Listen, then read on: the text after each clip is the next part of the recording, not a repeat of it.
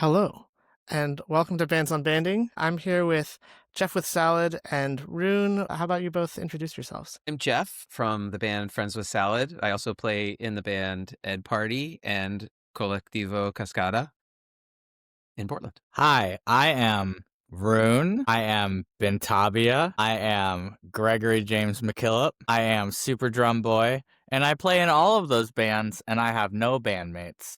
And my name's Zach Kay. I'm your host here today and every day. There's no other host on this show. But between the two of you, we have like 6 bands or 6 or 7 music projects. I've got one. So I don't feel like I'm carrying my weight. And it's funny, Jeff, to have seen you in particular pick up all these projects, because I remember a time not too long ago when we were sitting in downtown Milwaukee, Oregon, and talking about how, and I think you brought this up even, you're like, I don't understand these people who play in like 5 bands. How do they have the time? And now you're in like 4 bands. Yeah, I know. Yeah, but you just don't know until it happens, and then it's your reality. How's it been?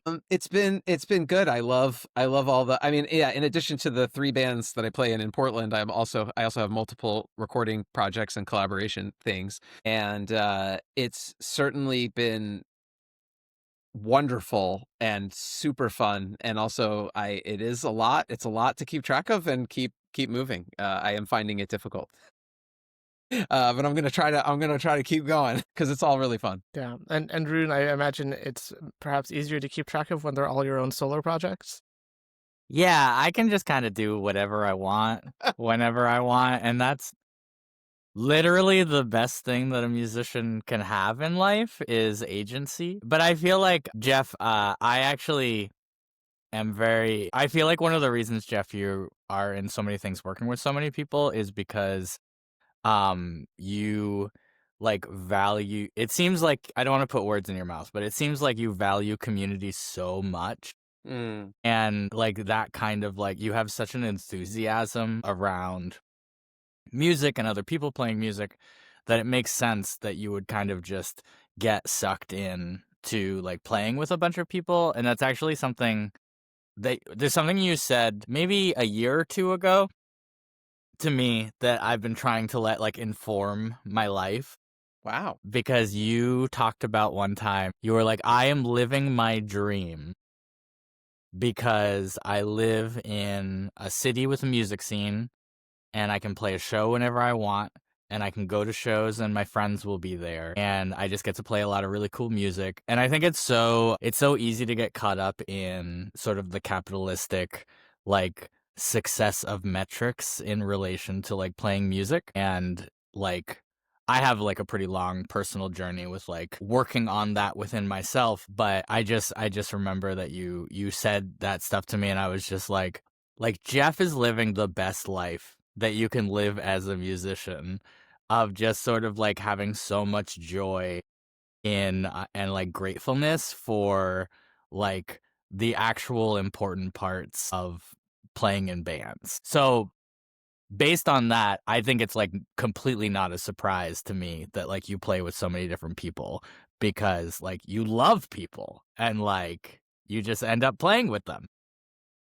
My license plate in New Jersey when I was living there ended in JLP. And one day I was walking my grandma and I would go out for meals a lot at like the diner. And we were walking back to the car and she looks at my license plate and she goes, "Hey, JLP, Jeff loves people."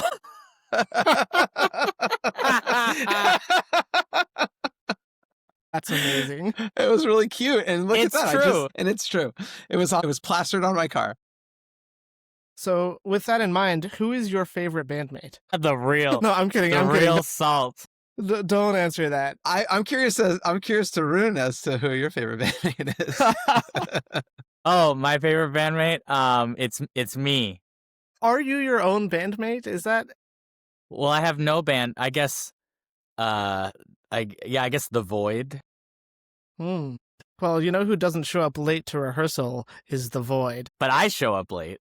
Not often. But yeah, it is Not true often. though, because it is interesting because like I am in this situation where I'm doing so much work all by myself, but it's easier to stay motivated when you have someone else depending on you, or it's easier to like engage with your own creativity when you're engaging with someone else's creativity. So I often find myself creating a lot of like mental gymnastics to create additional, like not necessarily all the names I just listed, but create additional like little spirits that I can like collaborate with in different ways in order to like get the music made and like get the shows booked and get things happening, because it's way easier to advocate for someone else than it is for yourself. That's just like, if you're sticking up for someone else, then it's easy to be like, yeah.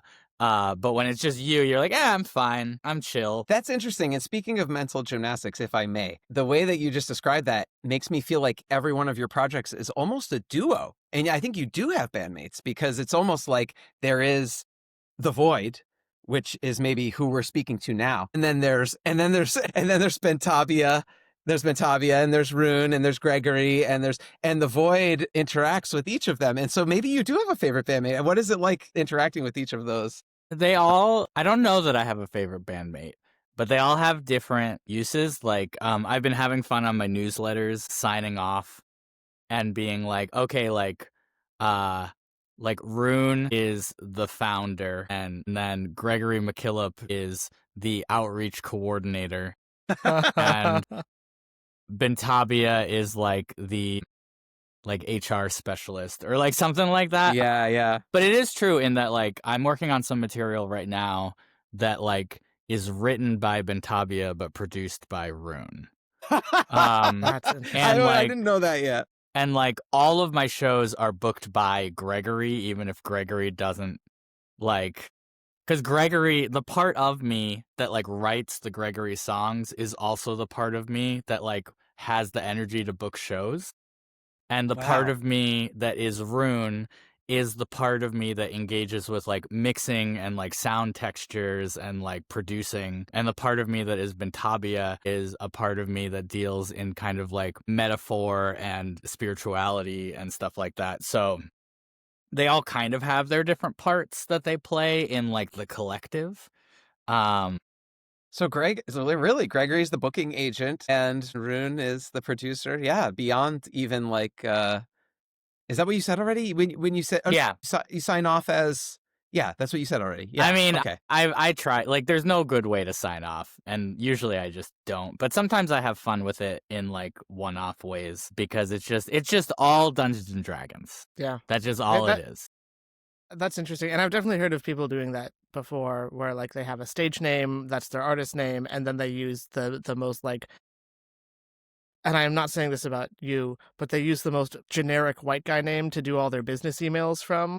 Mm-hmm. Because that's, that's how people interface with business. And especially back then, that was more in the 90s. It's interesting that you use those different personas or parts of yourself to help motivate your solo projects. That's something that I've always struggled with when I've tried to even just write and record music alone, is I'm not really motivated to do it myself. But certainly with Combo Box, when other people are writing songs, that's motivating for me, because I really like their songwriting and I believe in those songs. Or with some of the more label oriented stuff I've been doing lately, that's motivating because I want to support people's art and push it as hard as it can and get it the audience that I feel it deserves in a way that is difficult for me to access for my own creative work.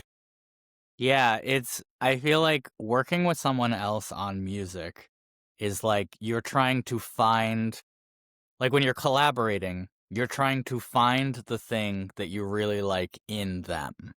Like it's like kind of an archaeology or an excavation of creativity to get the thing out that you really like and then shape it together into like something that you can show the world. And a lot of times, probably last year when I was really starting to get into this kind of songwriting, I really was trying to put together like a physical apparatus of like a radio that I could tune to different stations, like set up with a loop pedal, and like trying to find the right radio signals and then put it into a loop pedal to create beats and stuff. And because I really wanted that feeling of like searching in outer space for like extraterrestrial life in songwriting.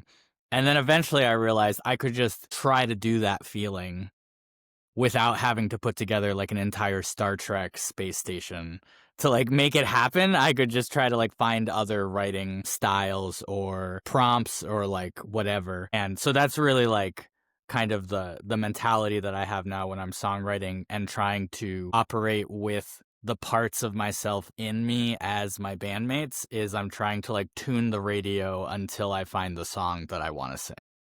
Yeah, that's really interesting. I liked what you were saying about how collaborating with someone is finding the parts of them that you like. And I feel like in a band, and Jeff, I'm curious if this is your experience as well, but in a band, that becomes the band sound, right? Which is separate from any of the members, and not necessarily greater than, but it's just different. It is a different sound. And certainly in the early days of Combo Box, I was writing a song that was a Zach song, and Combo Box was the band I was in. So I'd bring it here and we'd play it, and we don't play any of those songs anymore because we've now developed a sound for the band. And when I sit down to write a Combo Box song, I am writing a Combo Box song and not a Zach song. That's interesting. Yeah. I've always been until now, all the bands that I've been the primary songwriter. Not the only songwriter, but the primary songwriter, writing most of the songs. And yeah, I think I just wrote whatever. I don't think I was writing to the band because I didn't have multiple bands. This is the first time I've been in multiple bands at the same time as well, I think. And so, however, I had that experience recently because I joined Edd Party. Edd Party, I love Edd Party. I'm always telling Ruune how much I love Edd Party. I still feel like more of a fan than a member of the band, honestly. Dylan, who is the primary songwriter for Edd Party, I love his style, and it's very like, in my mind, like old school, like punk rock, like straight ahead punk rock. And we have started to branch out, and other members of Edd Party have started to write Edd Party songs. And the first one that I wrote, I was trying to write an Edd Party song, and I was trying to like pull things that I know, what would Dylan do here, and do that, but do it, from my perspective or in my way. And it was really fun, and it's been cool to work on new songs. Catherine and Edd Party is also writing some songs, and it's been cool to figure out. And I wrote a song recently that I didn't have anything in mind for, and I was thinking maybe it could be a Friends with Salad song, and I was like, actually, I think this could maybe be an Edd Party song. So I have started thinking that way. Cool. That's very cool. You mentioned Friend with Salad, which is, I don't know if, I hesitate to call it your primary project, but it is the one that you've been playing with the longest out of all of these projects. I feel like I would be remiss if I didn't mention that the three of us are all playing a show together, a Combo Box, Friends with Salad, and Ruune is Super Drum Boy, at Misdemeanor Meadows, December 27th. It's the farewell show to that space. And I'd love to kind of talk a little bit about what that space has meant to us. Yeah. I love Misdemeanor Meadows. Misdemeanor Meadows, it has a great vibe. To me, it's a great, yeah, it just has everything going for it. They take really good care of the bands, and the space, I just like the space. I like the feel, and I like the way that the stage area is small, but it feels just big enough for like a band our size that we can get the people that we get to come out to a show, and it feels packed. And you can get even more people in there, but I feel like it has a lot of flexibility. And Misdemeanor Meadows is the only venue that, at first it was the only venue that Friends with Salad had played twice. We played a lot of shows, and for the first year we had played almost every single show at a different venue except Misdemeanor Meadows. We had played twice. And then we eventually played Misdemeanor Meadows 3 times, maybe 4, maybe 5 at this point. Like, we've played a lot. And it's just because we really like it. We like other venues as well, but we just really feel a strong connection to Misdemeanor Meadows. And I realized this for the first time this week, because I'm not sure if we're going to play a new song at Misdemeanor Meadows on the 27th. It's a possibility, but unlikely. Misdemeanor Meadows is the only place that we've debuted new songs after our first show. So we played our first show at Beer Bunker, and then we have never debuted an original song outside of Misdemeanor Meadows. That's remarkable. That is very, very cool. That is cool. Yeah, Ruune, you laughed when Zach proposed that we talk about our feelings about venue. Yeah. So it's a very funny story where like me and Jeff talk a lot about booking and about like our general schedules and like what we're up to. Yeah. And like he had been talking about booking this show because of like another show that we won't talk about that like maybe was going to happen, maybe wasn't, like, etc. Whatever. Nothing matters. I actually have no idea what you're talking about. I blocked it out of my mind, whatever it was. That's great. That's great. You were maybe going to be on a bigger show. Oh, yes, that's right. Yeah. You were maybe going to be on a bigger show, and then it didn't work out. And I was like, wouldn't it be more meaningful for you to play at Misdemeanor Meadows anyways? That's so funny. Because, like, that's your favorite place? Because I know that Jeff loves that venue so much. And that gives me a big appreciation to the venue, because I have appreciation and respect for any venue that makes my friends feel good, because like so many venues don't. But we were talking and I was like, you know, if you're gonna end up booking the show, and like it wouldn't be a big hassle to just like have Super Drum Boy open, then like that could be fun. I know Jeff thinks Super Drum Boy is fun, and like I really like Friends with Salad, and like we haven't gotten to play together that much because all my other projects are vastly different styles of music. Even though I've been to tons of Friends with Salad shows, but we just haven't played together that much. And Super Drum Boy is a fairly new resurgence for me.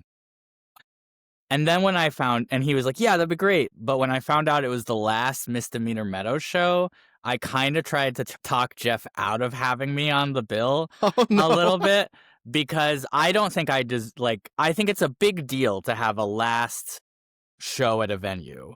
And that's kind of like a last show at a venue is kind of for like the like OG heroes who have like supported that venue a bunch and like brought a bunch of people and sang the praises. And that's not me. Like I've been to one Misdemeanor Meadow shows, and that was like the Combo Box CD release. Yeah. And I don't like bars that much. Like that's just not like it's yeah.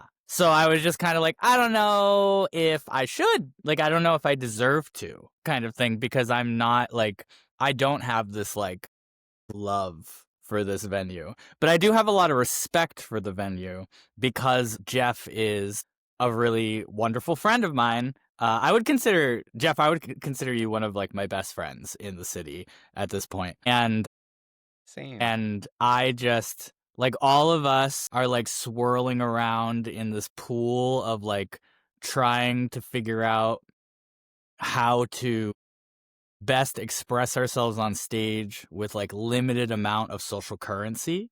And like we're not necessarily like getting into the cool venues or like getting into the big venues or whatever. I've always, like, especially when I used to play in New Here, we weren't allowed to play the big venues for the most part either, but I would always rather play like a venue that has a little bit less like industry pull, that that you can just cram people in and have a really good time, versus playing like kind of a more high stakes, quote unquote, bigger venue that has like a big overhead and there's a lot of pressure to like bring a lot of people to like prove that you belong there, and the tickets are like $15 to $20.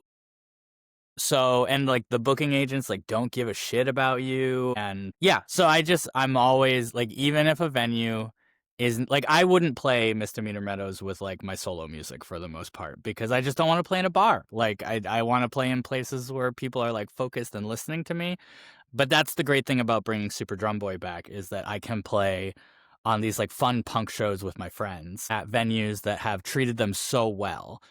So even though I don't have like a big like spiritual connection to Misdemeanor Meadows as like one of my favorite venues, I have a lot of respect for them just for treating one of my best friends really well. Yeah. That's so sweet. I think you touched on a lot there about venues in general and the state of venues, maybe specifically in Portland, but maybe more broadly these days. But certainly Misdemeanor Meadows, to me, has always just felt like a community spot more than a business in a lot of ways. Certainly it's not like you're not getting the pressure of, oh, we got to pack as many people in as we can and prove that we belong there. And which isn't to say that bringing people out isn't important, and certainly the business is closing. So there's a there's a level of you still have to make money because you are a business in current economic system, but it often has felt more community first as opposed to using the bands as sort of a commodity to bring in currency. I think that they would probably agree with you 100%, and they would be the first to say that, and that's why it's not sustainable. It's not, it is what's best for the community, best for capitalism, No, it's not Yeah. necessarily.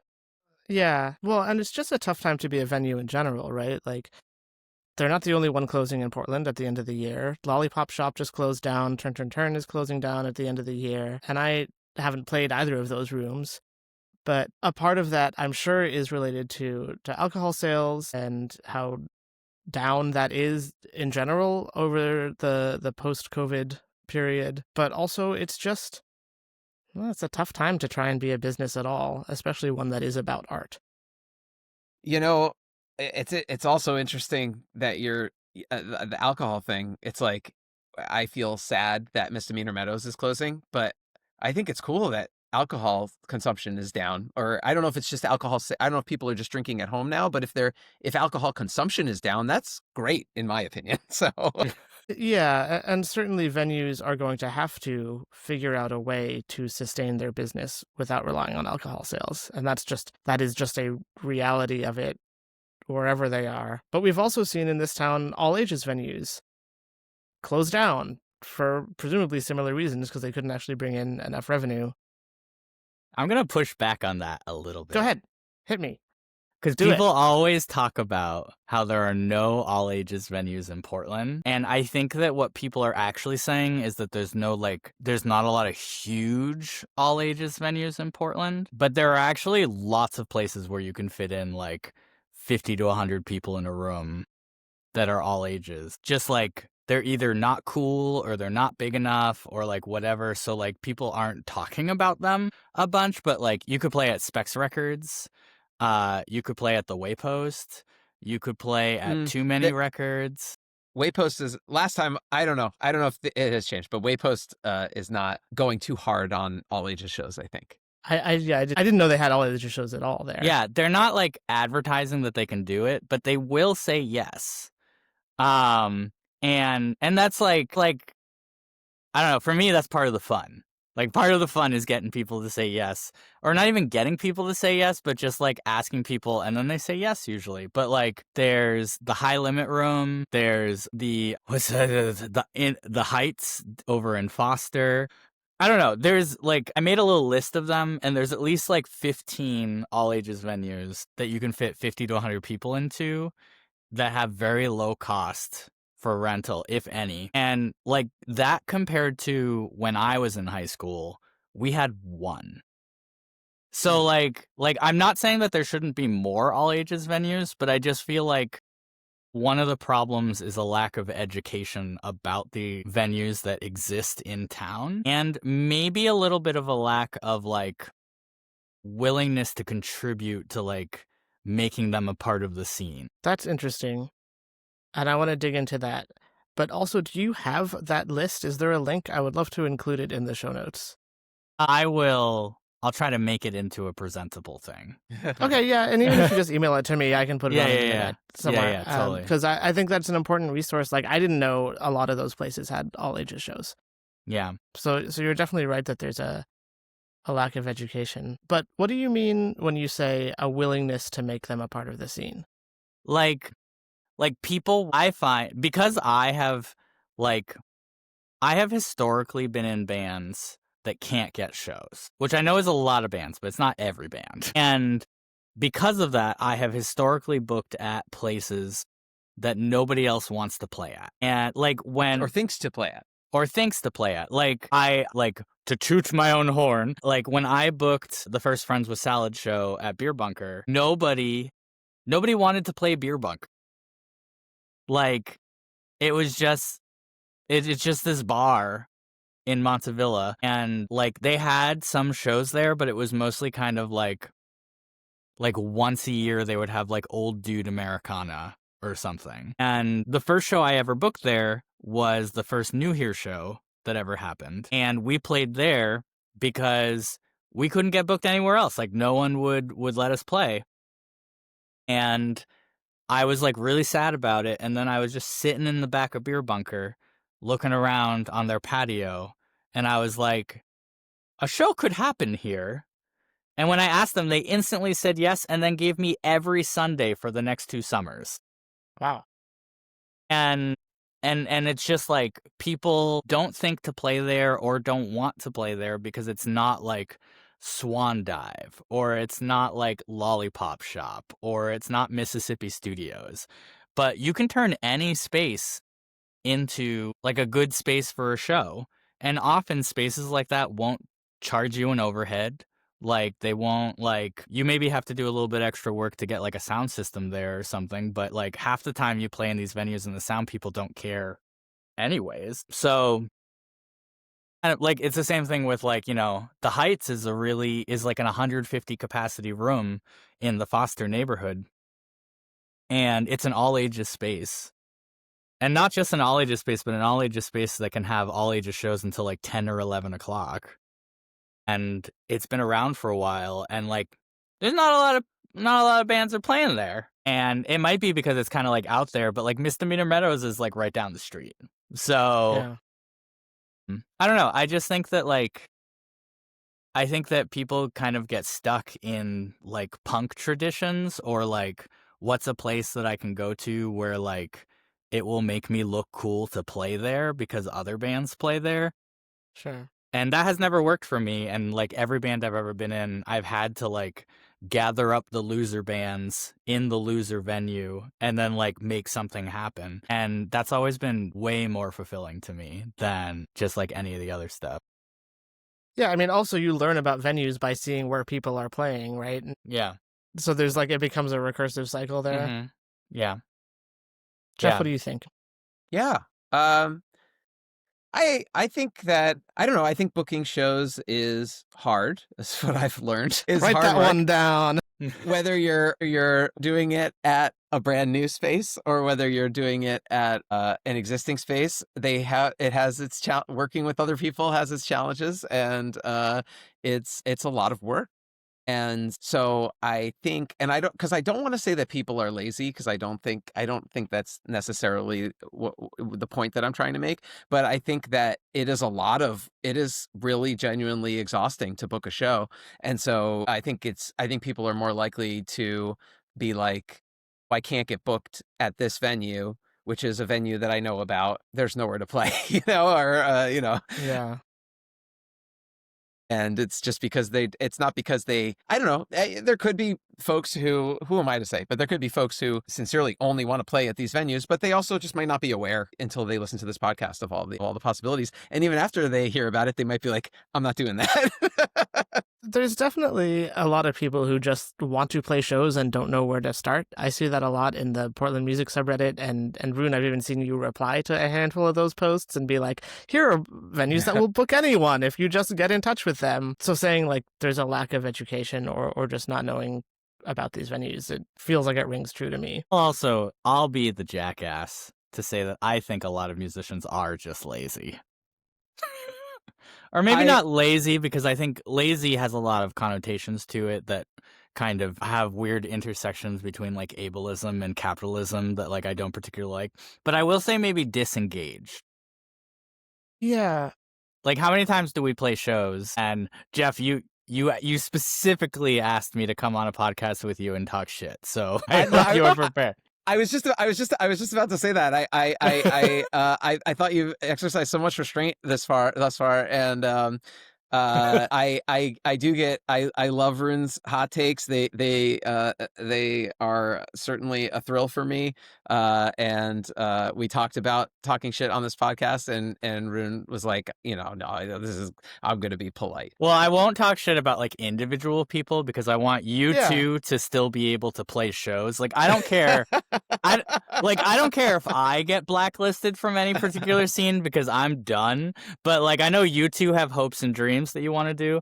But like what I was about to say was that how many times have we like played shows and there's like bands that have drummers and bassists who just like don't tell any of their friends about the show.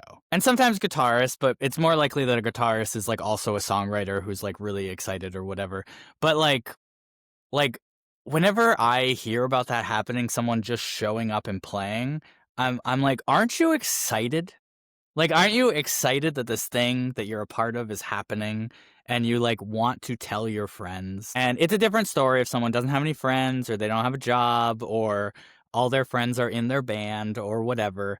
But like, that's not everyone. And I just feel like a lot of people are not lazy, but just kind of like going through the motions of like what the minimum of engagement of what being in a band can mean and what it can get you. And it's one of those things where like you get more out of it if you put more into it.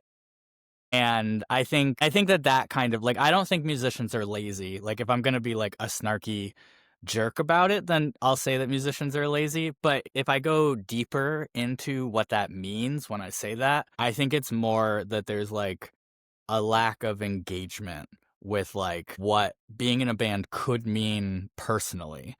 That I think a lot of people are just kind of going with the flow of like kind of doing whatever. And even if that means that they are sad and like not accomplishing everything that they wish they were, even if it wasn't like a big industry goal or whatever, but just kind of like, oh, I wish I could like play shows with my friends once a month, but they're not able to do that because like the engagement and effort is like not. It's really interesting to hear you go in that direction, because when I hear whoever first said it that say that musicians are lazy, what I think is not that it's minimal engagement, but it's more of a lack of perspective of how other people feel about their project and why other people would be interested in their project.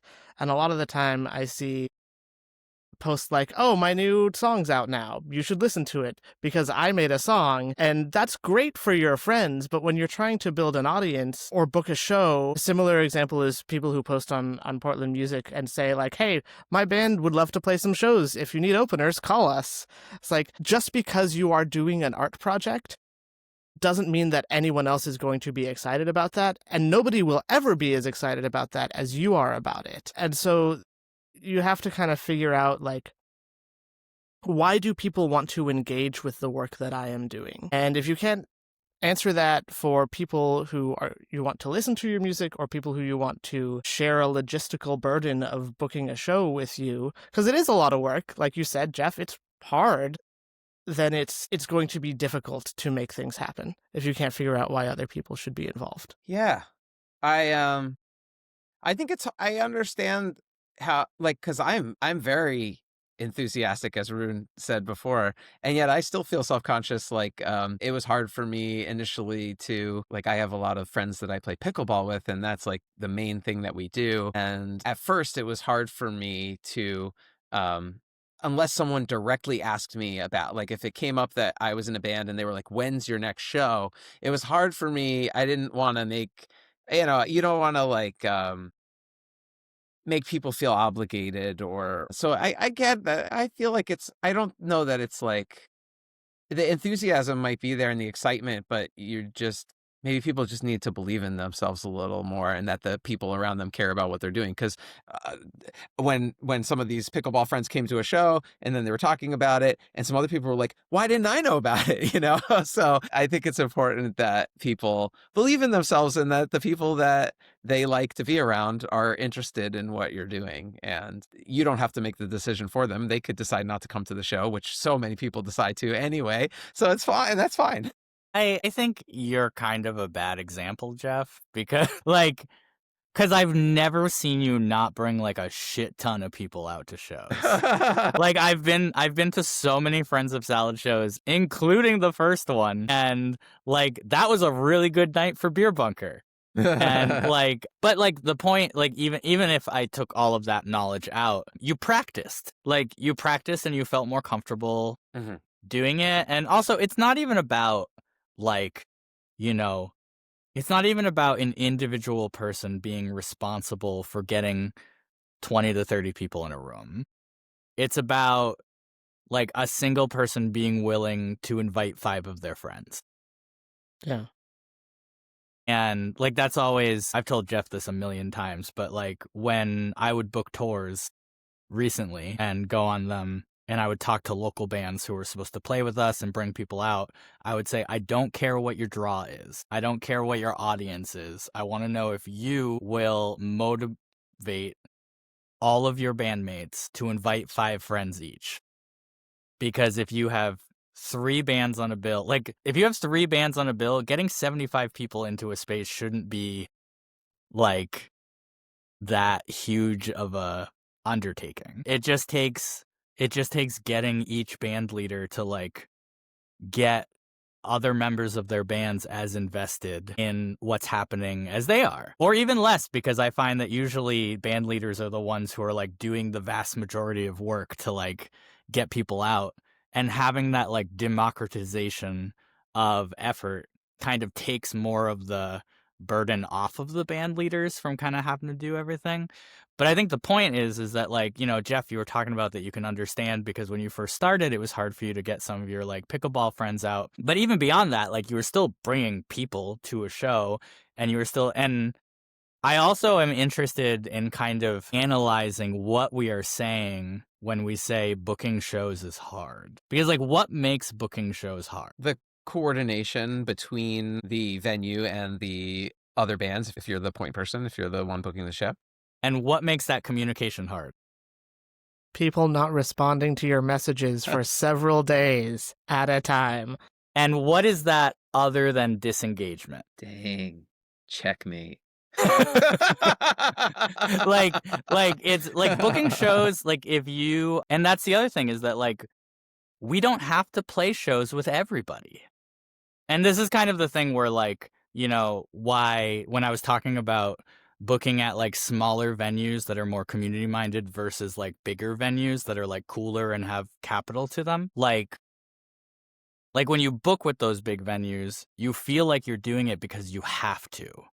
Like you want to, or you have to, or like sometimes in that, not everybody, I can't speak for the entire world, but like somewhere in the desire of like, I want to play this show because it's a big show is like, I feel is a pull to capitalistic desire to like kind of like, you know, play in front of a huge crowd, get the opportunities to play in front of more huge crowds, like et cetera, et cetera, et cetera. And like playing and like working with those people is hard to do because you are at their mercy. And that's something that's difficult about booking is when you are being strung along by people who you're like, I need to just be as polite as I can in this email conversation, even though they're taking a month to in between each response because I really want to play the show. Mm-hmm. Yeah. But like, if we co-create our own reality outside of capitalism, like we don't have to play with bands that are terrible at like communicating. We can play like we can play with people who are great at communicating. And like, because like there's different, like I've talked to people who play with similar bands over the course of years, and they're like, I'm playing with band XYZ, and they like just keep posting pancake emojis to everything I say and don't really whatever. And I'm like, well, like, why are you still playing with them? Like, what, like, Yeah. what does it matter? And so I think that's like, we can make booking easier on ourselves if we surround ourselves with musicians that like are willing to engage in the parts of playing music that we want to engage with, as opposed to like bands that annoy the fuck out of us because they like can't get on the same page to make something happen. And the same goes for you and working with venues that respond in a timely Mhm. manner as well. Yeah. Yeah. Yeah. It's interesting. Like the venue bit is really interesting. And I don't necessarily agree that the desire to play in a big room is purely capitalistic. And I would even disagree that anything a local level or DIY level band is doing is capitalistic because there's no capital involved here. Even if it's maybe more commercial than we would like.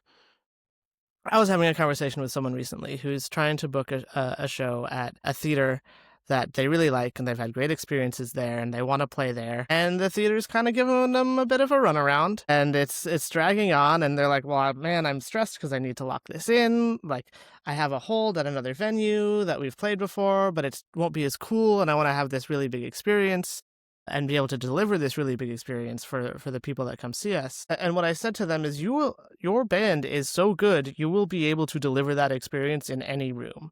And if you feel like you want to make this a special event and decorate that room or do something rent some lights, do something a little above the normal for there, then you can do that. You're a brilliant creative individual, and so are many of the people in your band. The room doesn't make the show. You make the show, and you can do that anywhere. And I think sometimes we forget that as artists, that the room is literally just a room. Mm-hmm. Yeah, exactly. Yeah, I agree with everything you just said. I think the room is just a room. There's nothing there. You don't need it. You need, and decorating a room can be one of the best things ever. You can make it exactly what you want it to be. I want to dig into another element of what you just said, which was that we don't have to play with bands that drive us nuts. And I remember a conversation we had a few months ago where you were talking about what people kind of think of as like the punk rock ethos and how there's a level of this idea that being punk or being DIY means that like you don't have to care that much or you don't have to try that hard. And I know that drives you nuts. I think that, I think that the idea, I agree with punk rock ethos when it is breaking down the idea of professionalism. But I think that sometimes people confuse professionalism when really what we're talking about is kindness.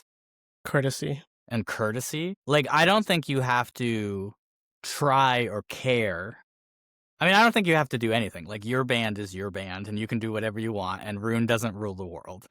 But what? in my opinion, I don't think that bands have to make any attempt to accomplish anything along an industry standard.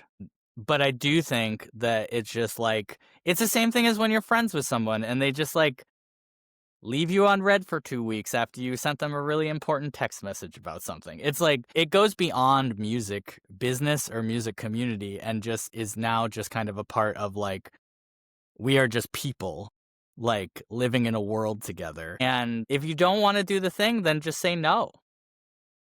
Yeah. If you don't want to contribute, then just say no. It's fine. But I think a lot of people just kind of, and that also I think is another kind of thing I don't like about the punk rock ethos is that it's kind of about saying yes to everything, even when you don't have the capacity to to be contributive or present for the thing that you were saying yes to. And I think that's also where a lot of the I don't think every band that is being hard to book with is a fucking jerk. For sure. But I think a lot of people, especially I see this a lot in queer music, where queer millennial anything is about being everything to everybody all the time because everybody is looking for found family and wants to be supportive of each other and etc. And in queer music, it's everybody's yeah, I can do this thing with you because we're community. Yeah, I can do this thing with you because we're community. Yeah, I can do this thing with you because we're community. But the average person only has so much energy and time to really commit to a certain number of parking spots of activities. And there's always going to be something that gets dropped through the cracks. And it's totally possible to give people grace and be compassionate that happens sometimes and people make mistakes and it's okay.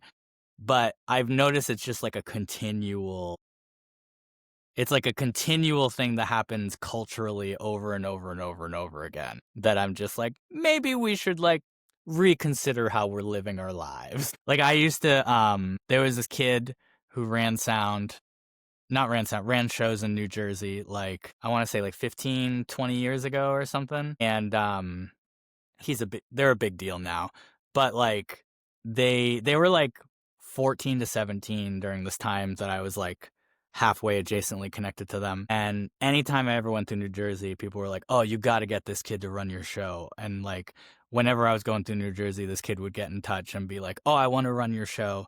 And I was like, I just cannot trust you to run my show because you will be running 7 shows the same week. And I Jeez. know that at the end of the day, my show is going to be the one that like gets that the ball gets dropped on. One of those shows has to be the 7th priority. Yeah, one of those shows has to be the 7th priority. Like, it's not like you can't you can't, unless you have massive amounts of both financial and social capital to fall back on. You just can't run 7 shows in a row and have DIY shows and have them all be super excellent. And I've just run into that over and over again. And now it just like when I'm booking with somebody, like I will look and see like how often are you doing these events? Like how often are you organizing? And like it's not that I think those people are like doing anything wrong. It's just that I know that it won't work out well for me. And I think that was a big growth point for me. Was I think when I was younger, it was easier for me to be like, oh, these people are douchebags and they're not taking it seriously and like whatever. And now I'm like, okay, they're just living their lives in the way that they're living their lives. But I get to choose Yeah. how I engage with it.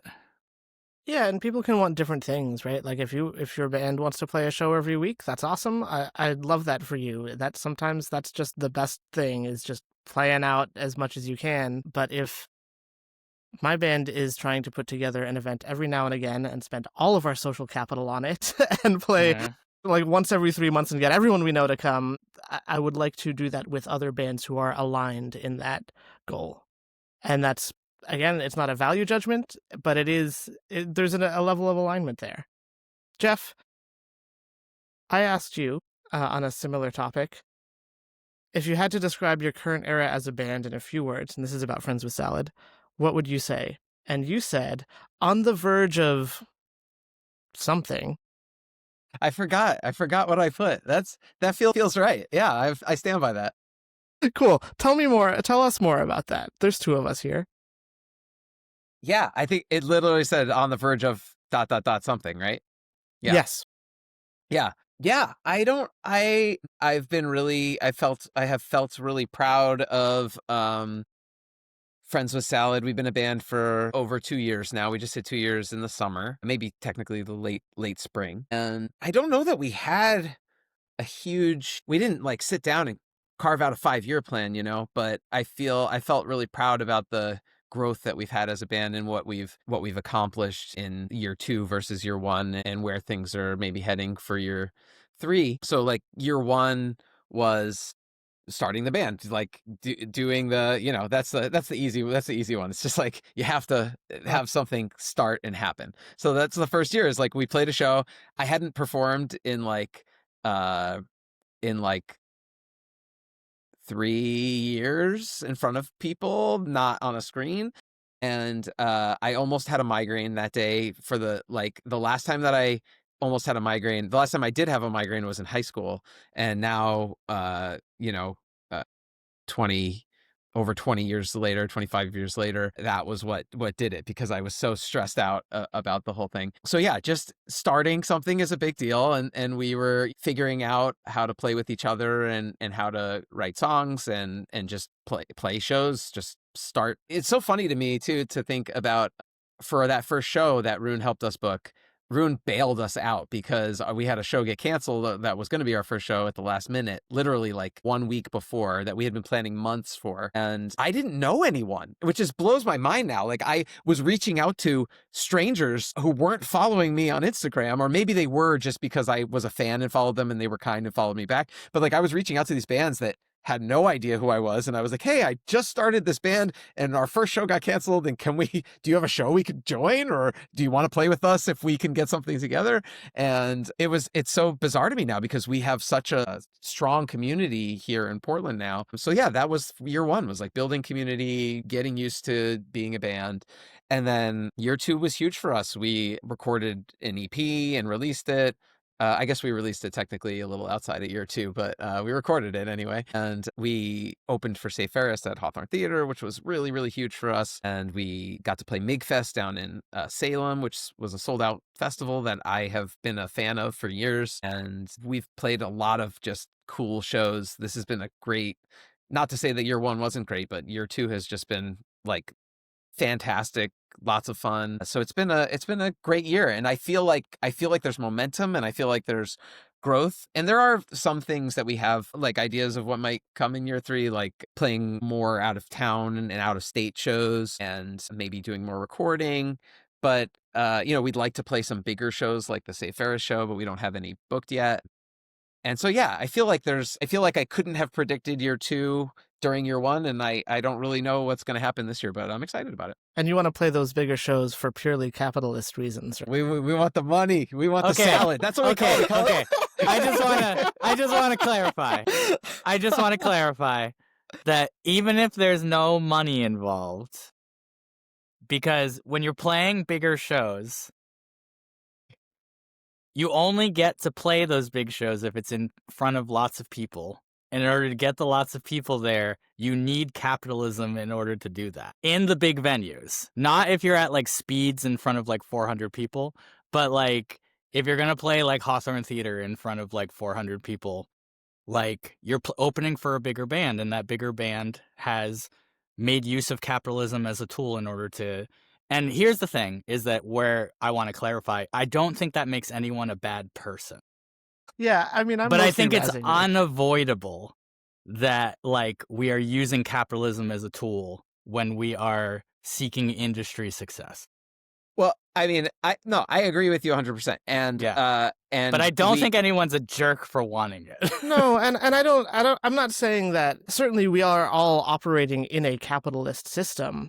And we are using commerce. When I think of capitalism, I think of the capital class, and I think of big investors in big oil companies and railroads and stuff, where like even the level of a venue like the Hawthorne Theater, it's not, the capital investor class is not involved in this. There is a level of wealth that is just not even in this equation. I think that is a theory that is used by us to distance ourselves from capitalism while we're a part of it and using it. But I will agree to disagree. Yeah, and let fine. Jeff continue. I would like to say that I'm right in the middle, because even when you're playing the big venues as the local band, in my experience, you're still not making much money, especially considering the time and money that you invest into being in a band. So, we're not expecting. I mean, putting some money in the band fund is nice, but we're not, and I know that all of the bookers in town, all the big bookers are going to be listening to this, and then they're going to be like, oh, we can get Friends with Salad for cheap, because they're not expecting a lot. So I don't want, we still, we're going to, as we grow, we're going to hold our ground. But no, our goal in this band is not to become famous and make a lot of money. That's not, we're not planning to go on tour. We're not planning to make a lot of money. However, that's not why we want to play these big venues. We want to play the big venues because it feels cool, because capitalism tells us that we are successful if we play there. Even if we're not making money, and it does, there's that dopamine, and it's like, oh, we're successful because we're playing on. There's like, it's fun to play your music for a bigger audience. That is certainly part of it, and to open for a band that you've been listening to since high school just like makes your inner child sing, and that's really cool too. But then there's the voice in the back that's like, this is success, and yeah, I mean, that's part of it, and it feels good even though we don't want it to.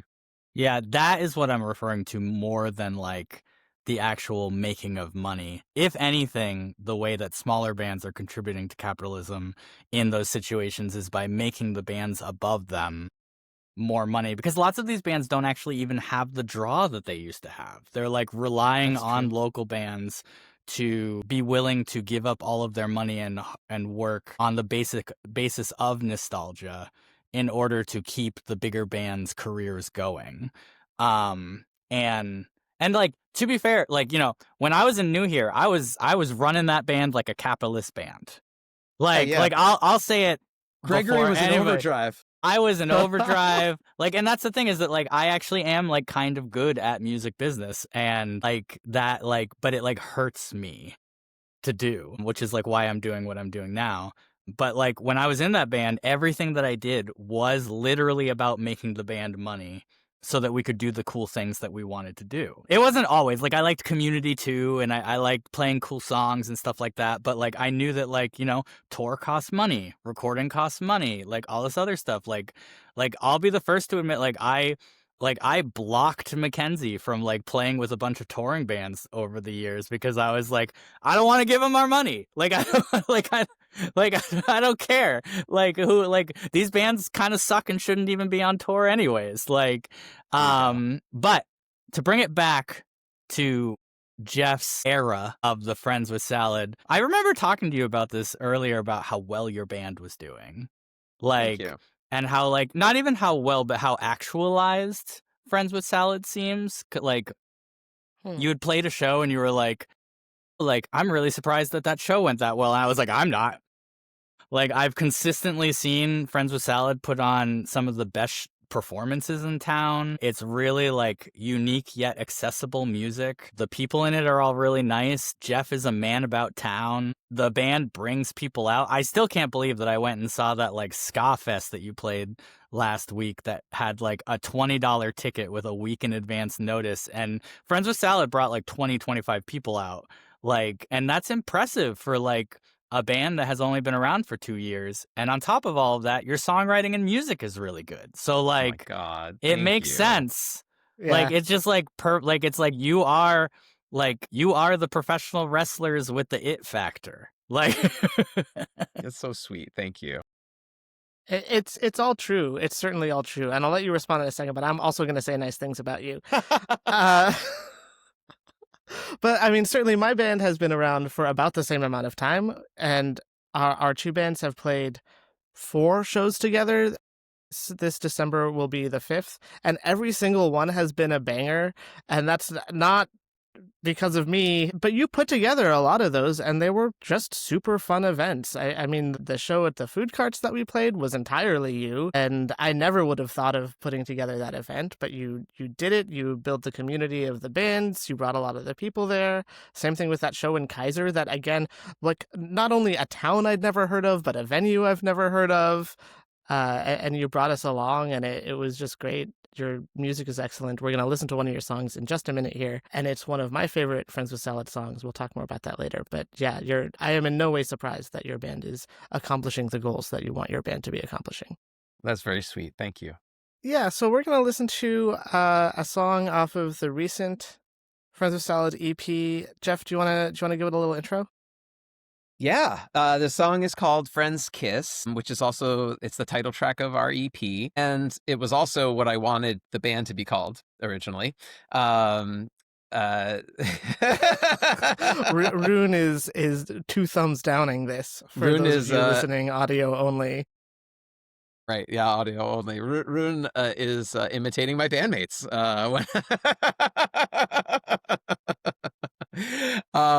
But I said, you know, if it can't be the name of the band, I'm getting a song out of this, and this is the song. Here we go.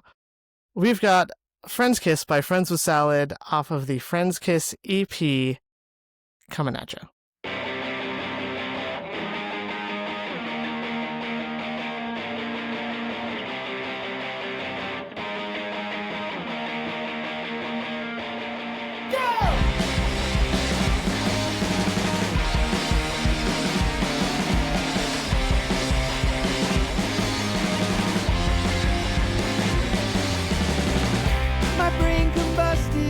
Just kiss my cheek. The band is playing so loud that we can't speak. The look in your eyes says it's not a dream. You clasp your hands around my ear and you scream. Let me ask you this: if we kiss like friends kiss, would it be so bad if we kiss like friends kiss? If we kiss like friends kiss, would it be so bad? If we kiss like friends kiss.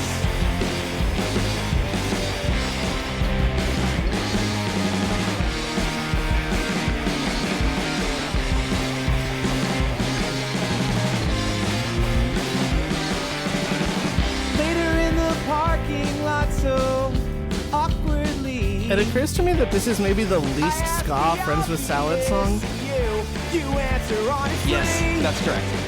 In fact, there's only one ska song out of the 4 on the EP. That's true. Yeah, that's a whole thing to talk about. If we kiss like friends kiss. But you're right, this one doesn't even have horns on it, and the other non-ska songs have horns. Have horns. Like friends kiss. If we kiss like friends kiss, would it be so bad? If we kiss like friends kiss. It feels pathetic to admit, yes, I've imagined it, but this little detail makes a big difference. You say that you've imagined too, but this is the best that you can do. Just when I think I can't resist, you lean in close and ask me this. If we kiss like friends kiss, would it be this is so probably one. bad? If we kiss like friends kiss. If we kiss like friends kiss, would it be so bad? If we kiss like friends kiss. And is it really worth the risk? Feels so wrong when you insist. If we kiss like friends kiss. If we kiss like friends kiss, would it be so bad? If we kiss like friends kiss.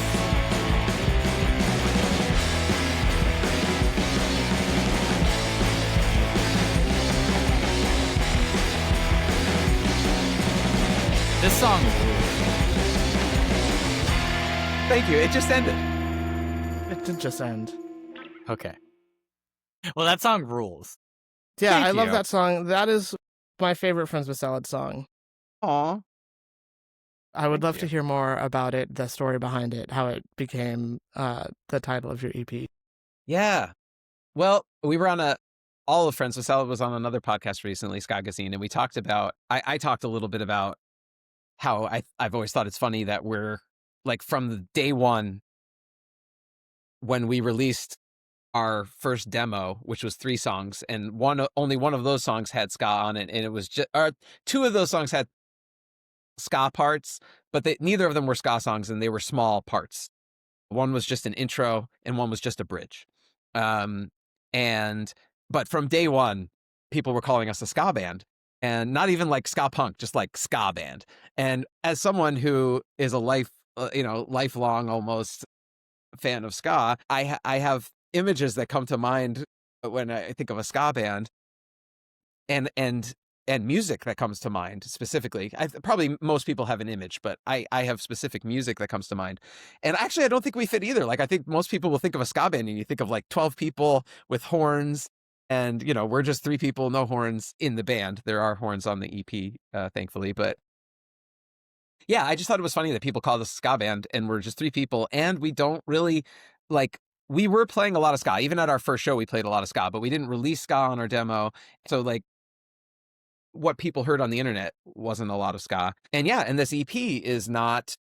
So Simon is our drummer, and Simon and I had a conversation about this where I was saying, the EP only has 1 ska song, and even that only has, it's a ska punk song. There's only a few sections that are short sections that are ska, 2 half verses kind of. And Simon argued that for someone, from the perspective of someone who's not a ska fanatic like myself, they would listen to this record and be like, this is a ska punk record because there's horns and there's upstrokes on one song. And, I know what musical elements go into technically being within the ska genre, but not everyone does, and that's okay. So, yeah. But you're right. This is not a ska song at all, and there's not even a horn to be found on it. Although, if I had my way, we might change that. And then this song, how it became the title of the EP. So This is on the Skagazine podcast. I told them there too that I wanted this to be the name of the band, and then they thought that maybe the song was an afterthought, but it wasn't. The concept of Friends Kiss was something that I had in mind before. Something that I have. This song is a personal song, and drawn from personal experiences, and also I do think that the concept of Friends Kiss, which can be taken a lot of different ways, is compelling, and that's why I wanted it to be the band name, because I think you see Friends Kiss, and it's something that's compelling, and I think I was proven right by the meme that started to happen. I don't know if it's technically a meme, but after I had written this song, I'm pretty sure it was after, there was a trend on social media, TikTok, Instagram, of people setting up a hidden camera, so, whether it was real or not is to be debated, but people would set up a hidden camera and be like, today I kissed my best friend, because like it's someone that they've had a crush on for a long time, but they're friends. And this was like a viral thing. Do you remember seeing this? I'm No? not on that part of the I internet. do. Okay, good. I'm not. Yeah, Zach's getting different videos, but this is what I I'm do, and getting. I think you dodged a bullet by not being associated with those videos. No, I I agree. I don't want this song to be the theme song of those videos, and it's not even the same. It's not the same story, but I think that the fact that became so huge. Well, not huge enough to be in Zach's orbit, but the fact that it was huge enough to be in 2/3 of our orbit proves that the idea of Friends Kiss is interesting to people. And so that's why I wanted it to be the name of the band. And if it wasn't going to be the name of the band, I figured it could be the name of a song, and then it could be the content of a song, and then it could also be, why not name the EP that? Because what else are you going to name it? I mean, who doesn't have a friend that they want to kiss? Okay. Rune's Somebody's happily raising their married. hand. Somebody's happily married. Yeah, I mean, there's, like I said, there's lots of ways people can interpret Friends Kiss in different ways. Just the phrase. I think that the song, if you read the lyrics, it may not be super clear what it's about, but I think you get an idea of what it's about and what it's not about. But just seeing the words Friends Kiss next to each other, I feel like people have different reactions to that and different associations with it. So I thought, yeah, that's why I liked the idea of it being the name of the EP, and the guys agreed. Great story. I said that in my asshole Boston accent, but like I actually think it's a great story, and I was just breaking the silence. Yeah, when you don't have to get into it, because I feel like you very pointedly talked around it. But when you told me what the song was actually about as compared to like what I thought it was about, I was like, Jeff, you are the goddamn best songwriter in the whole. Aww. Like, yeah, this was probably one of my first favorite. My favorite Friends with Salad song is definitely Crayon. I'm a big Friends with Salad fan. Yeah, my favorite song, I don't know what it's called. I don't know what it's called. My favorite song is probably Crayon, but I think my first favorite Friends with Salad song was definitely Friends Kiss.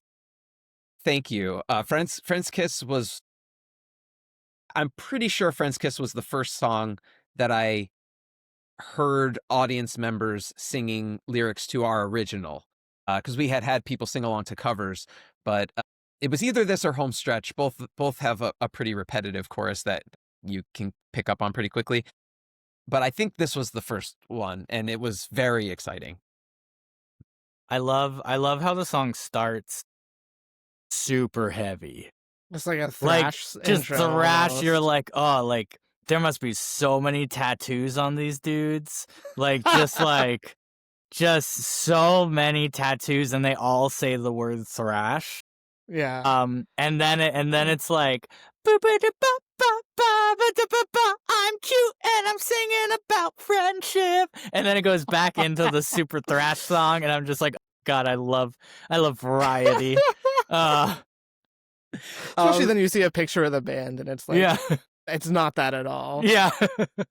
That actually leads me to another anecdote about this song, which is when I wrote it, I had a very specific idea in mind, and we talked about like writing songs for bands, and I did write this. No, it wasn't one of the first, but it was a song that I wrote specifically with this project in mind, with Friends with Salad in mind, not trying with the idea of like, this is the sound of Friends with Salad, but I was like, I want to play this song with these people. What I went into it, actually didn't want to, I wasn't thinking about making it sound like our band. I wanted it to sound like a 90s grunge song, which is not a genre that I'm particularly fluent in. I know it passively from what's famous, and I don't listen to a lot of that, and I don't write that. And although actually my very first songs are actually kind of grungy sounding, because all I could play were a few power chords, and I didn't know what I was doing with singing yet, and so I was just kind of Anyway, so I wanted this to sound like that, and I was really proud of myself, and I loved this song as soon as I wrote it. And I was so excited, and I took it to practice with Simon, and I was like, hey, I got this new song, like maybe we could play around with it. And I played it for him, and he was like, yeah, cool. He was like, it kind of has like a 90s alternative grunge kind of feel. And I was like, thank you. I didn't even tell him. I was like, yeah, that's exactly what I'm going for. And he was like, yeah, it kind of sounds like Monkey Wrench by the Foo Fighters. And I was like, oh no. And the original version of this song, which is not what it sounds like now, as soon as he said that, I was like, I totally ripped off Monkey Wrench. And I didn't. I went back and listened to it, but it was close enough that it sounded like someone trying to rip off Monkey Wrench. And I was so heartbroken. You just have so much integrity. Well, for someone with so much integrity, I was so mad at Simon, actually, personally, for bursting that bubble. But in the end, I went home and was like, God damn it, I have to rewrite. I have to come up. This song can't get better. This is how it needs to be. And then I was like, well, like, and Simon and I like worked together on like a couple ideas in the room. And then I went home and rewrote the parts that were, some of it sounds the same, but the parts that sounded too much like Monkey Wrench, I rewrote, and I like it much better now. I went back and listened to the demo, and I was like, no, this was not the way that song is supposed to be. And I think it still has the vibe I was going for, which, like you said, thrash. That's like perfect word. It makes me very happy, because not something that I am used to writing. But yeah, it changed the song completely, and I think for the better. So I was really pleased with that. And in the end, I thank Simon for not letting me continue with that song as it was. Not letting you just blatantly rip off the Foo Fighters. Yeah. I mean, who hasn't? Right? I think that Friends Kiss is a really special song for Friends with Salad for me, because I think Friends with Salad is the only band of dudes playing punk that could get away with playing this song without it pissing me off. Wow. Like I don't, that's meant as a compliment. I take it as one. Good. The title of this podcast episode should be Jeff is Great. Oh, stop it. Yeah, but Jeff is great, and so is that song, and I'm a big fan. But I'm also a fan of yours, Ruune, and I've had the pleasure of hearing you play music a handful of times. And I've heard this song that we're about to listen to twice, maybe more. Would you like to tell us a little bit about I've Been Betrayed? Yeah. I didn't know what song it was going to be. I was so excited. Oh, yeah. I started writing I've Been Betrayed while I was working in nonprofit social work. Or maybe adjacently to nonprofit social work, but that's far too long a story for this podcast, which is already going an hour and a half. And I just wrote the first line of it. And that just kind of as like a hee-hee, tongue-in-cheek kind of making fun of where we work kind of thing, and sent it to my friend. And then when I got to play at the nurses' strike with you two. My friend just happened to send me just the lyrics to that first line, like right after I booked that show with you all. And I was like, I wonder if I can finish this in the next 10 hours before we play the thing. And then I did. And it was lots of fun. And I really like that song is not like the first protest song that I've written. I've written a lot of protest songs over the course of my life. But I think over the past 5 years, I've written a lot of protest songs that I just wasn't playing out because they weren't fitting with the like sorceress, feminine, divine acoustic sets that I was doing. And also because I didn't want like towards the beginning of those 5 years, I was still trying to do like the like put my music online, Spotify, like Instagram, all that other stuff. And I didn't want my protest songs to be just kind of like a thing that somebody could click on and listen to and be like, yeah, but then not change anything about how they live their life or engage with the world. I wanted these songs to be like conversations with people who were in front of me. Writing this song kind of opened up a floodgate of kind of being like, and I also just hadn't played at a protest in like years. And I was like, oh, I think that there is a place for me to play some of these songs if I engage with them in a way that is outside of like trying to have them accomplish anything other than start a conversation with people who are right in front of me. So yeah, it was really special. And also, this recording is really special because Jeff, you are in it. I'm in it? Yeah, You can hear me? So yeah, this is the I tried to include the I've Been Betrayed file from the nurses strike, but it was too shitty. So I did the Star Day live recording because that was like my first Gregory James McKillop show in probably like 10 years. Yeah. Which was also a very special thing. And that was such a special show just because like between you and Miriam from Garbage Witch kind of like singing along to everything and picking up on stuff really quickly, it helped the rest of the crowd to also kind of like follow suit. And it just created this wonderful like choir of Care Bears in the background that are just kind of like these like radical anti-fascist Care Bears are like singing background for all of my songs. And I loved it. So that's why I chose it for this cast. One of those Care Bears is my mother as well. Yeah, your mom was there. Wow. Anti-Fascist Care Bears is such a good name for a band. It's probably copyrighted. You probably get sued. Anyway, here's I've Been Betrayed, recorded at Starday Tavern and performed by Gregory James McKillop. Anyways, the main hook of it is I've been betrayed. And then when I do it, you yell out, I've been betrayed! We're doing little practices. That's not the first chord. There we go. I've been betrayed. I've been betrayed! I've been betrayed. I've been betrayed! That's how it goes. You'll catch on.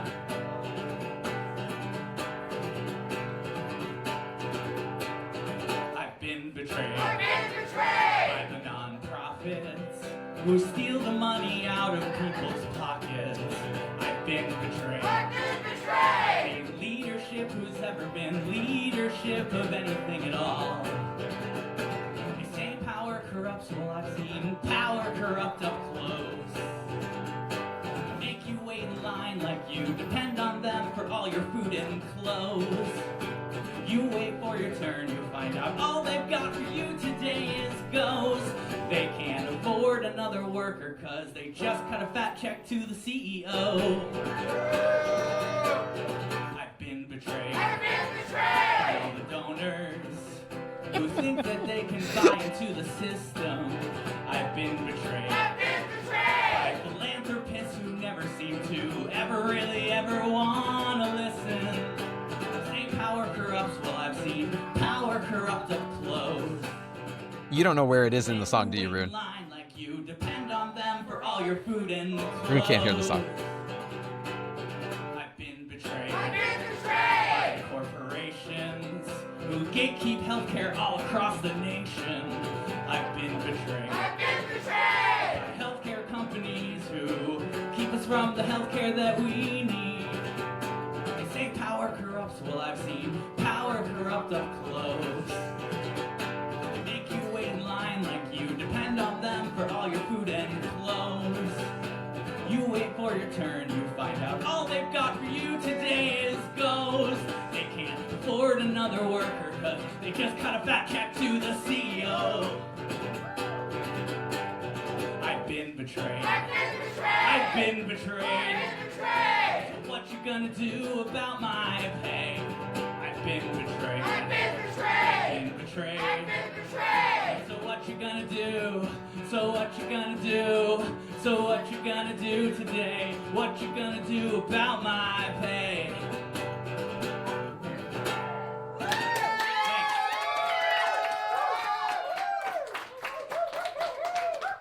New Here's not the only band that can perform with puppets, so I'm just saying. It is. That is the.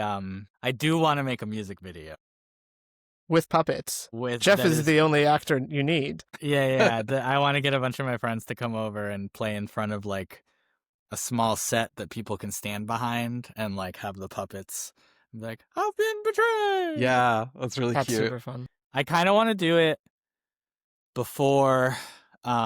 It's not announced yet, but me and Jeff are playing the benefit for the Healthcare for All nonprofit at Holocene in February, and I kind of want to see if I can make because I know that like I'm very grateful to know that song really resonated with a lot of the people in the nurses strike, because some of my friends who have family in the nurses union were like, who are like in music were like, do you know Gregory who plays the song?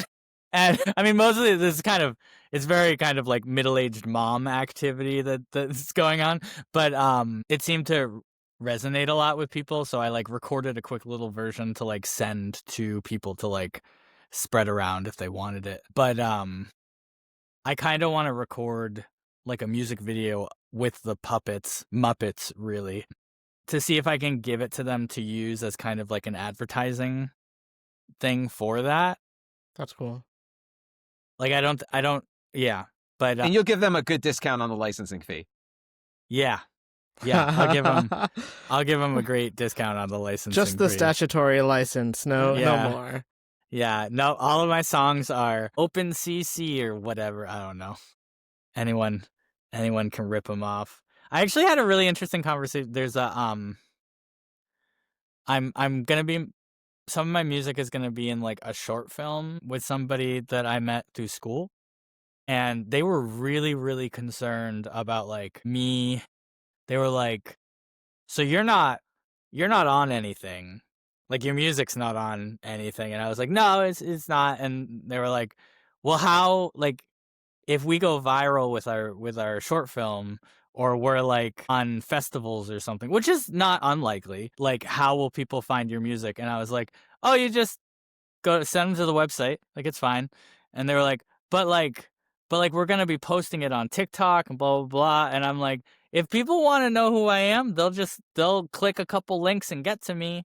And if they don't, I had to like really explain to this person that wider exposure is like not my focus at all. Like I'm not trying to build an audience. If anything, you're trying to drop people from your audience by performing earlier than your set time, so that when the people who want to see you arrive, you are already done. Jeff is never gonna let me live it down that I started my Super Drum Voice set 5 minutes early. And you know, I mean, you know what my counter to that is? There is an hour in between doors open and show start, and if you are showing up at show start, then you could engage a bit more with the music that you like. Disengagement comes back into the chat. Disengagement comes back into the... Oh, I've been writing way too many syntheses at grad school, and now it's just like...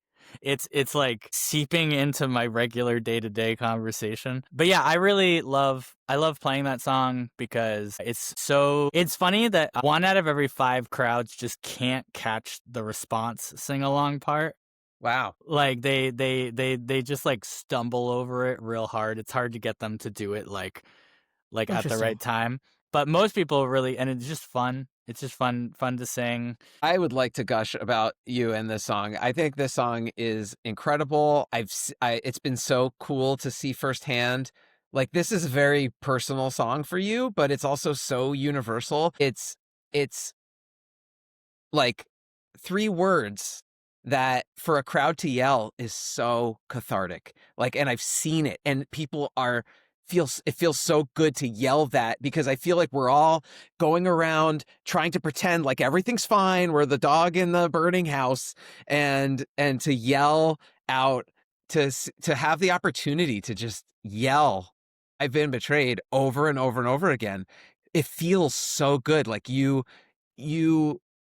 wanted to make a song that affected people, that isn't something they just listen to and then they move on. And I am convinced that people leave the show and carry that feeling with them when they leave, of the catharsis. And clearly, by the reaction you've gotten to it, in needing to send out, even though you don't even release music, you have created a single for people to distribute because they need it. Yeah, I think it's a brilliant song. And also, one of my favorite memories of the song is when we played Porch Fest this summer, and Ruune jumped on at the last minute because a band was sick and couldn't make it. So Ruune was like, "I have no bandmates. I'm here. I can play." And played this song, and this little like 5-year-old girl was yelling, "I've been betrayed," and it was just perfect.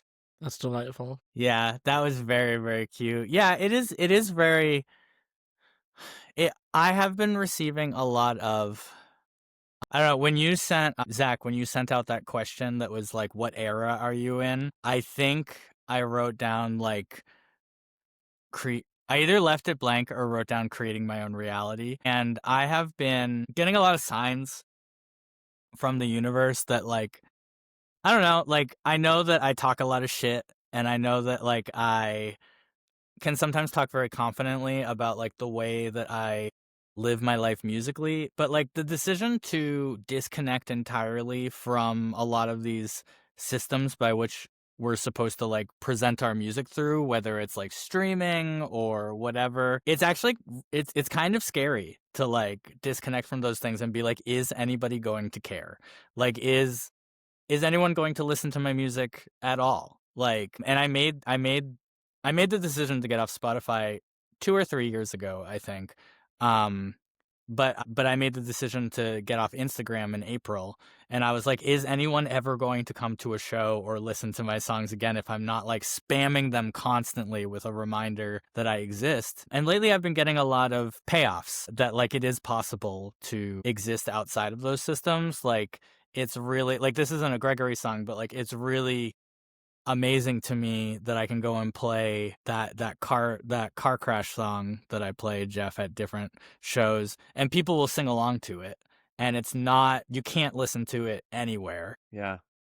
And that's something I'm really proud of, is that, like, I was able to write a song that was either good enough or resonated with people enough that, like, they will sing along to it, even. And I'm kind of more, I don't know, Zach, you asked me who my favorite bandmate was, and I don't have a favorite bandmate, but I have some bandmates that I'm a little bit more proud of than other bandmates when they have those kind of benchmarks. And, like, I think I'm more proud of Bentabia when Bentabia gets, like, engagement with music than Gregory is, than I am of Gregory, because my Gregory songs are very, like, I've been betrayed. It's, like, kind of easy to, like, catch on to those hooks and to understand what those songs are about. That Starday show, there are people singing along to all of those songs, and that was the first time I played most of those songs out. They're just they're written to be kind of protest standards that are easy to catch on to. And the thing is that, like, the more Gregory shows I play, the more Gregory shows I get offered, because it's so accessible in that way. Yeah. Bentabia doesn't get the same reaction, because Bentabia music is more challenging, I think, and harder to sink into. Like, you really have to, like, sit with it for a little bit and maybe even see it a second time or be a particular kind of person. So I think I get more proud of when my Bentabia songs get that kind of organic, natural, disconnected from algorithm or AI or anything reactions, because like it is so different, and like she is very kind of like she's different than the other girls kind of thing, and I'm really grateful for it. And I even after I played with Sister Wave Sex Strike about a month ago, and that was an amazing show. There was like 300 people there. See, like I talk shit about big shows, but I play them once in a while. And but I'm not like super compelled by that anymore, because like I want to see people's faces like while I'm playing to them. And at the end of that show, I was kind of like, I mean, even before that show, I was trying to make these t-shirts that I have that say, I hope I find the end of America, because that's one of my songs. And I was trying to make the t-shirts before the big show, because I was like, these folk punk kids are going to eat these shirts alive. Like they will sell like hotcakes. And I couldn't get it done because I'm in grad school and whatever. And I was kind of sad about it, but then I thought about it and I was like, I don't know that I want these people who are like only engaging with my music because I'm opening for this bigger band to only buy a t-shirt of mine because I'm opening for this bigger band. And now that piece of art of mine is kind of a part of their fandom for this bigger band, and they never engage with my music ever again. And that happens. Like that's historically my experience of opening for bigger bands is people like me a lot and then I never see them again. And I was like, that feels like Spotify to me. The idea of selling a t-shirt to someone who I never see at a show again, never engages with my music. That feels like Spotify. And that is kind of what most of that stuff is. But after that show, I got an email from someone. There was like a 2-page long email that was like, I've seen you play a couple times, and like I know how hard it is to like disconnect as a creative person from social media. And I just wanted you to know that like I appreciate your work. And it really made me think about like I disconnected from a lot of these systems for good in April. And it has felt like forever since then, hoping that like people will like want to go on the quest into the woods to like see the witch in the cabin at the edge of the woods. But then when I got that email, I was like, it's been like less than 6 months and I'm receiving the engagement that like I want. It's not much, but it's like, it doesn't need to be much, because I'm not looking for like a globalized relationship with the world through my music. I'm looking for like small circuits, and I'm looking for individual experiences. So that is meant in relation to Jeff when you were talking about like people relating to my songs. Like I see it and it like makes me so happy, because like I'm not playing the game anymore and like people are still care. And I hope that that can be like exciting to other people who maybe play music that isn't as like pop accessible, that like that the systems and the algorithm doesn't like support, that like there are other ways of living as a musician, as like a creative person. And it's been really fulfilling for me to kind of experience that kind of feedback. And despite leaving the industry, despite leaving the industry while being good at it, you retain those skills in this universe that you're creating, because Ruune, more than anyone, and Zach, you and I have talked before about how we would love to see more venues craft a community and have a brand that you kind of know what to expect when you go, and that you don't need to know the bands that are playing, and you can just show up and know you're going to get a good experience, or you can get you're going to get an experience that you've come to expect from that place. And I feel like there's not a ton of places like that. However, I know that if I go to a show that Ruune has put together, that is going to be an incredible night. Like Ruune just has excellent taste and puts together these very beautiful events. And so you should go. It is worth going out of your way to feather.5.world. Is that right? Feather.5.world. Yeah, that's the website. To find out about when these things are happening, because you don't want to miss them. And in fact, I keep bringing up my mom. My mom was visiting this past week, and she was at the Star Day show, and she had such a great time, and she genuinely loved your set and was talking about it after. And so when she was coming out, I was excited because you were playing, and I was like, oh, you can see Ruune again. You can see a different side of Ruune, because that was Gregory and this is Bentabia. And she was excited about it. But then she didn't remember what day it was. And she was like, oh, I saw this thing was happening. There's this candlelight concert series. I don't know if you guys are familiar with it. I wasn't familiar with it, but um, uh, where they at different. I think it's a national thing where at different venues they'll set up all of these candles and have like a classical or like a acoustic performance, and it's very beautiful. And my mom really wanted to experience that and hasn't had a chance on the East Coast, and she thought, well, who's going to be up for that but her son? And so she was like, I thought we could do this. And there was one I think it was I don't remember, it doesn't matter, it was somewhere here in Portland, and it was the same night as the Bentabia show. And I was like, oh, it's the same night as the Bentabia show. And she was so excited about it, and she goes, oh, okay. And I was like, well, we could go do that, that's okay, like we could do that. And she was like, no, let's go to Ruune's show. But I felt a little and even though I knew it was going to be such a great night, and I knew she was going to love it, I felt a little self-conscious, and I was like, oh, I felt a little bad because she wanted to try. She's been wanting to go to one of these for so long, and it was the only night it was happening. And we went to Ruune's show, and I don't know, I should not have doubted for a second, because it was the most beautiful evening in the back room of a bookstore. Every performer was incredible. There were 3 performers, and the space was like, you don't need candles necessarily. Like, that space was just perfect, and my mom had like the best time, and everyone there, I think, really had a wonderful time. And I noticed this right away, like, without fail, if I go to a show that Ruune has curated, I'm gonna love every performer, even if it's not a performer necessarily that I then follow. So they're having the experience that you talked about opening for a. You're being Spotify. Yes. I may not follow that artist forever, but I am so invested in that performance while it's happening, and it feels very special and very meaningful. And you do such a great job at putting those kinds of things together. And then on top of it, like, you put it together and then you like kill it with your own performance. It's just, so Ruune is also awesome. That is such a nice story. And high compliment to beat out candlelit classical music. But that's also like what I want my shows to do. Well, I thought that as we were there, I was like, this is it. The candles are here. This is it. Yeah. I mean, it was the vibe. Maybe that will be the name of the show series. The candles are here. I'll pile on a little and say that the first time I ever saw you play, Ruune, was before we had even really met. And it was your birthday party, which is a very funny 2 things to say in juxtaposition. But I heard about it because Bobby was playing, Second Half Walters were playing, and Bobby invited me.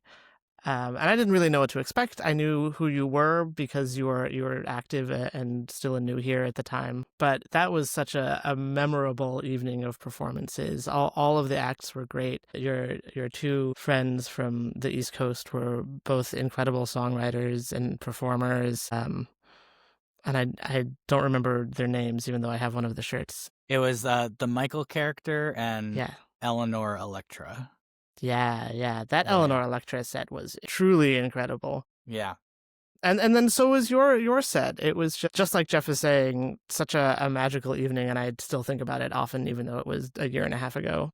Thank you. Yeah, it's been a really I mean, it was a big decision I made when I stepped away from New Here, that I wanted to move in this direction of these kinds of shows, because like New Here, and this is what I'm talking about when I say I don't judge people for like interacting with Capra, because we all have to. It's more about just like harm reduction of like how much. But like when I'm in a rock band, I want to rock out for a lot of people. I get it. But like now that I'm trying to play small rooms to like 10 to 15 people, because like the people who play the best music and the people who bring the most people are not always the same acts. And a lot of times, if you want to play shows that have the most people at them, you have to make decisions about playing with bands that you're not super thrilled about. And that is one of the blessings of kind of like this reality that I'm creating for myself, is that I don't care about playing for a lot of people. Like if there's 7 people in the room, it's still a wonderful experience. And that means I can book whoever I want, regardless of how many people they can bring, because I know at the very least, like, I can bring out enough friends to make it like enough people where it's like, okay, we're a nice little focused group that's listening.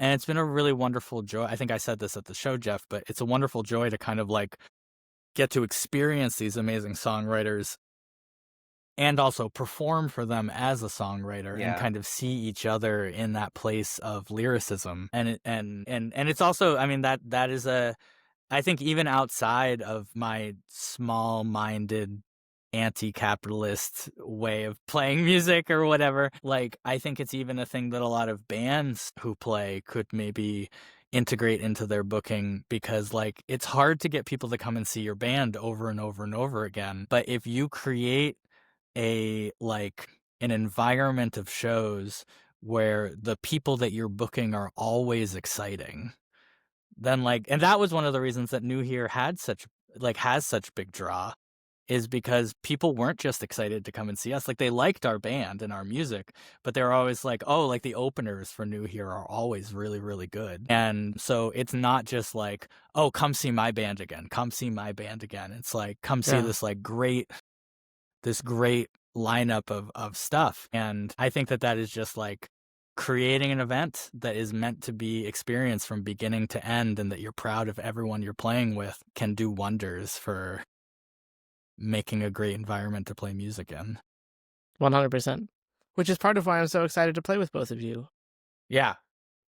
And yeah, part of why star-studded show. Yeah. Us and Girlfiend, Mm-hmm. who are also great. Yeah. Yeah, Girlfiend rules. I'm excited to be on a bill with, like, also, I feel like we haven't given enough props to Combo Box.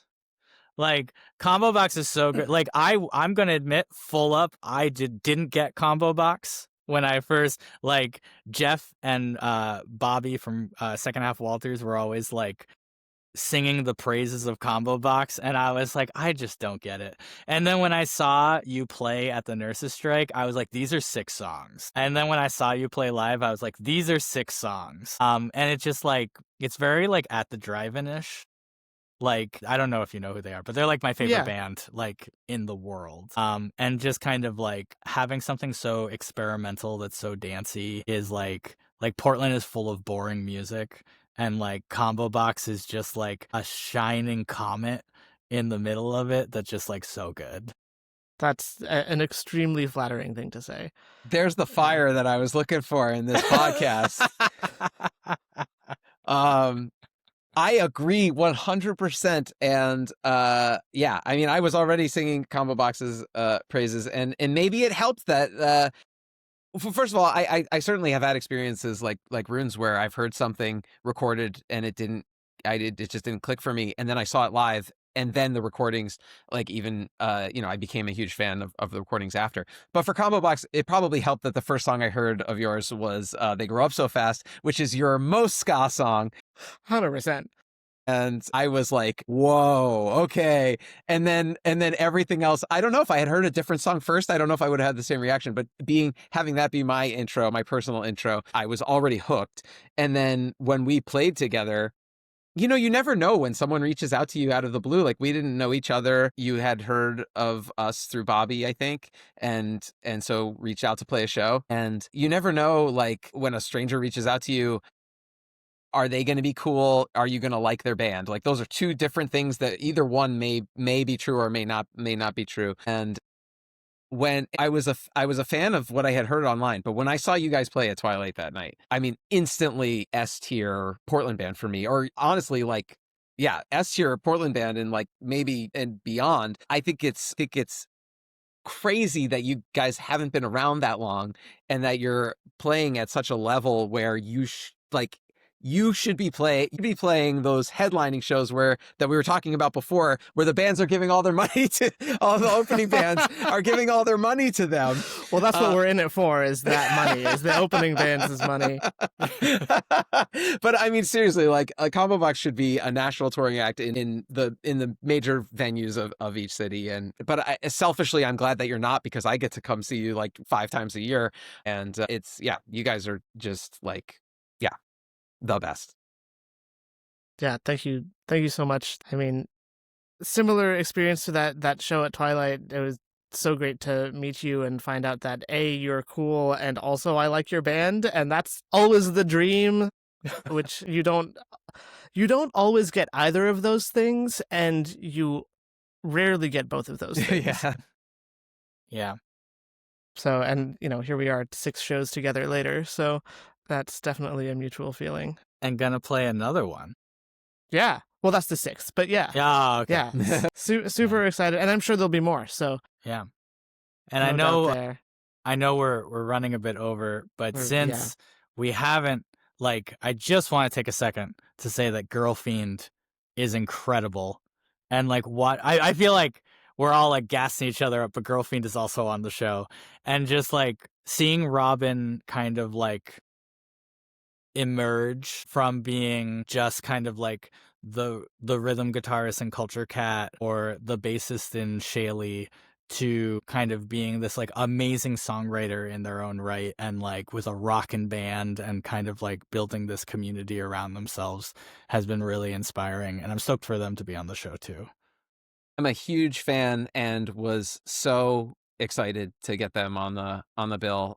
I was at their EP release, and I'm just a legit fan. I said to Zach, we were talking about band goals at one point, and I said, I don't know what I don't know what our goals are. It's certainly not, I think it's just to play a bunch of fun shows for me personally. I want to have a good time with my friends. And then when I thought about it more, I told Zach that my goal is to play as many shows as possible that I would want to be at if I wasn't playing them also. And I would not miss this show for anything. So yeah, I think it's going to be great. Yeah, I'm excited. I haven't seen Girlfiend, so I'm behind the two of you, but really looking forward to it, and not just because of all the nice things you just said. But, yeah, so if you've listened for 2 hours and 13 minutes to this, it'll be less time than that. I'm going to cut it down. If you've listened this far, December 27th at Misdemeanor Meadows, you're going to see Hulk Hogan and Macho Man Randy Savage duke it out after Super Drum Boy, Girlfiend, Combo Box, and Friends with Salad. That's right. Every word of that was true. Yeah, well, this has been lovely. I'm sure we could talk for another 2 hours, but we really have talked too long already. You're both such wonderful people and brilliant creatives. It's really been a pleasure to get to have this conversation. At this point, though, I will ask, any final words, any parting goodbyes, soliloquies, sonnets, other form poems that start with S? Thank you so much for inviting us, and it really means a lot to be a part of this new project of yours. I am always inspired by the stuff that you bring to the music scene and to the community, and your excitement and ideas. So it means a lot to be on here. And Friends with Salad just released our debut EP, which is Friends Kiss, and it's streaming everywhere. And we have CDs that they're not for sale online right now, but you can message us on Instagram and we'll figure it out. I have enjoyed being here. I have nothing to plug.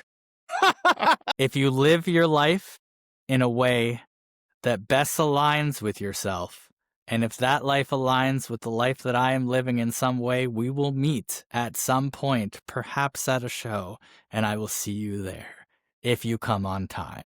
Early. If you come on time, being a really key. Yeah, you have to come engaged and on time. No, early.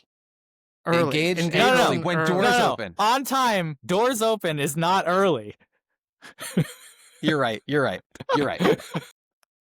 All right. Well, with that ripping sign off, I will say thank you to everyone who has listened. If you've made it so far, I'm going to cut this down, but boy, I can't cut it that far. So yeah, thank you for being with us, and I hope to see you in real life. And I got nothing else better to say. I got to get better at ending these things. You need a thing that you say every time, like that. Yeah. What's it called? Bands on Banding? Bands on Banding. Bands on Banding, we're gonna talk about bands on banding. We're gonna figure out how to be in a band, how to be in a band, how to be in a band. Dun, dun.